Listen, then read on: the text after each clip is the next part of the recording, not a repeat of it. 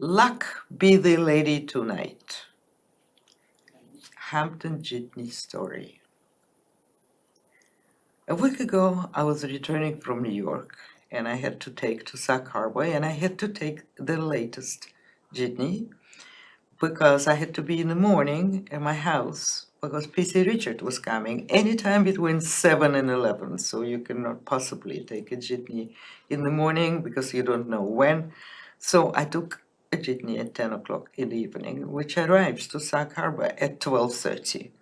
Could be a bit scary, but I don't live too far away from the Jitney, so I said, that's okay, I can walk home. And I have a carry-on luggage full of clothes, which I don't need because I have clothes in New York, I have clothes in Sag Harbor, but you always carry something and then you carry it back. Then I also have food, as we don't have food here, we do, but you want special food, so under the bag with food.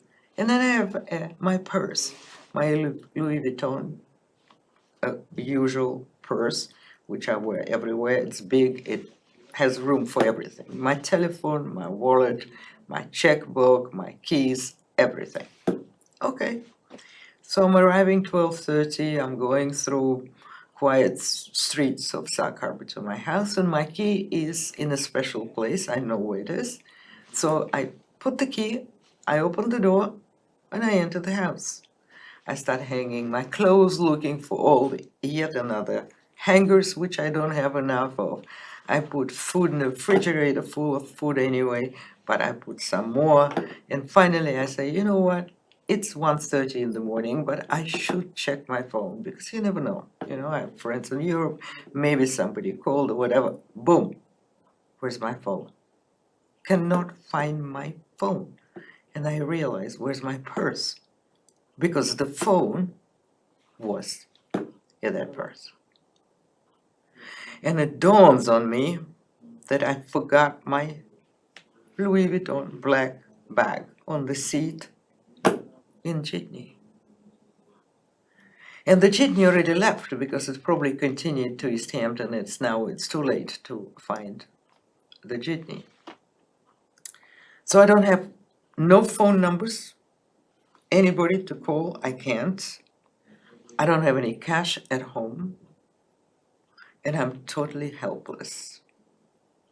I remember I put telephone numbers in the special address book, but that address book was also in the purse, which was left on the seat of the Jitney. I'm desperate. It's already 1:30, and I don't know what to do. So I said, okay, I go to the police station. Police station, luckily, is 5 minutes away from me. And I don't have my car because a friend of mine sometimes borrows my car when I'm not there. So I don't have a car. So I walk to police station at 2 o'clock in the morning, and there is a very nice Officer Scott. He says, "Don't worry about this. It will be on Southampton Jitney station. It will be there. They're closed now. They open at 7 o'clock. At 6 o'clock, the workers are cleaning it. So you will get it. Go home, relax." And I say, go home? Are you kidding me? I cannot reach anybody.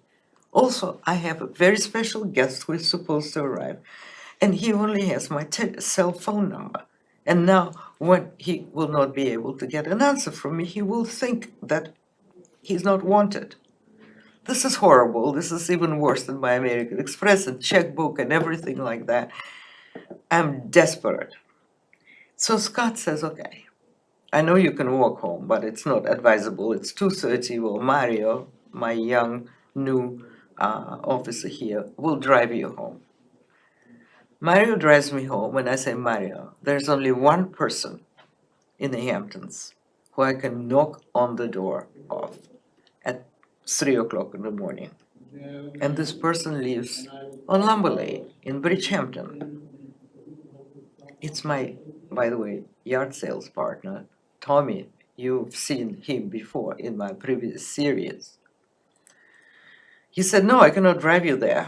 It's not our district. We only cover Sag Harbor. We cannot go to Bridgehampton. And I said, you cannot go to Bridgehampton.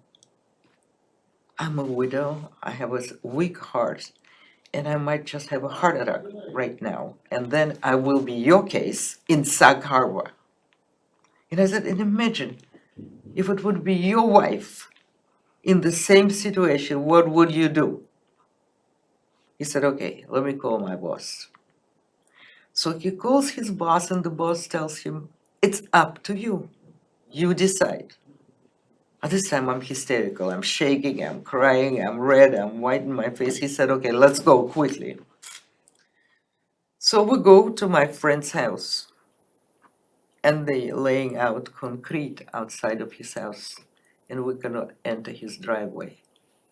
And there's no bell outside, and I cannot enter the house, and I cannot wake up my friend who was supposed to pick me up, incidentally, in my car and return my car next morning, and I cannot even get this. So I said, officer, drive me home now, because I cannot be alone. He drives me home, and suddenly I think, but wait a minute, I have find my phone on my computer, and computer I have here. So I do find my home, and it says Southampton Station.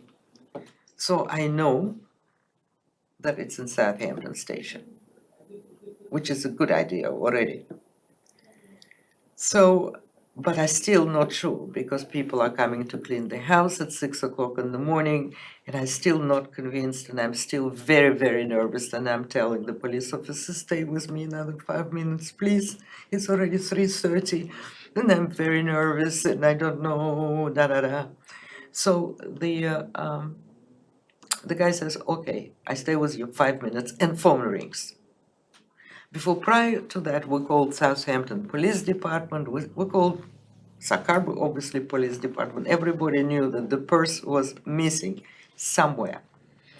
And there's a lady calling Sag Harbor Police Department, and she says, excuse me, I'm calling you from Hampton Jitney station in Southampton, and I was working late today. I had too much work. And somebody just brought in a purse, and I opened it, it belongs to somebody called Ada Samuelson. Do you know where she could possibly be right now? And the officer says, she's right here with me. And she says, okay, you can come and pick it up. I can be in the office another half an hour. And I said, I cannot pick you up because my car is with my friend. The officer was kind enough to drive me to Bridgehampton, but he definitely cannot drive. It's not his area. He cannot drive to Southampton.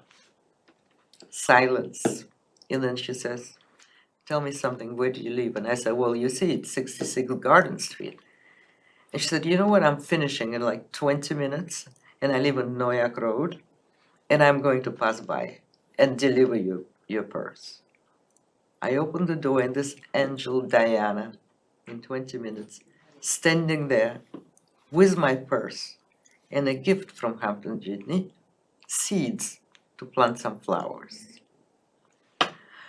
I didn't take her phone number, I didn't take her name, I don't remember anything. I was so happy I have that purse. I have that purse in my hands now. My life is saved. I can do whatever I want to do. I can call anybody, I can tell them that I'm okay, and I go to sleep. Next day, I thought, well, this is totally beyond and believe any kind of expectations. As I said, luck be the lady tonight. So I go buy cake for all the police officers at 6 p.m. and I'm carrying this cake to the police station. And suddenly I see this woman approaching from the side, and I say, my God, who is this woman? This is Diana from the Hampton Jitney. I said, what are you doing here? She said, I am bringing the seeds to the police officers because they like flowers too.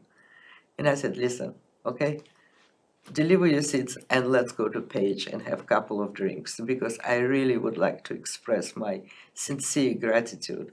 It makes me so happy to be a member of this community. When people care, when people come to your rescue, and I really, really appreciate it. So I'm very happy that I'm living in Sag Harbor, that we have a police department, that we have Jitney, and we have these nice people around us. Enjoy the summer. Good beginning for the summer. Thank you.